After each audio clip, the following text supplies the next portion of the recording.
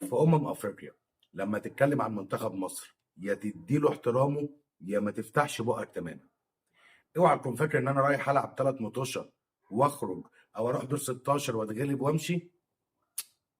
كان ممكن كلامي ده ما يبقاش هو لو ما شفتش ماتش نيجيريا اللي فات، وما شفتش بعض لمحات من الخطه او من اللي عمله حسام حسن في الفرقه الفتره دي. هتقول لي دي كانت نيجيريا وبتلعب بالصف الثاني وبتلعب بالاحتياطي، مش فارقه. في حاجات انت كانت بتتعمل غلط في المنتخب وبدات تتحل وبدات تظهر معالمها في الماتش ده.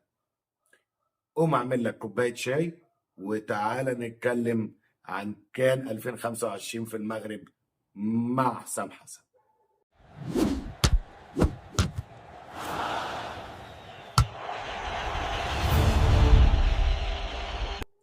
تعالى سوا كده نتكلم شوية عن المجاميع، نقول مين ممكن يبقى الحصان الأسود بتاع البطولة. شايف مصر هتوصل لفين في البطولة؟ يلا بينا بسرعة على طول نبدأ.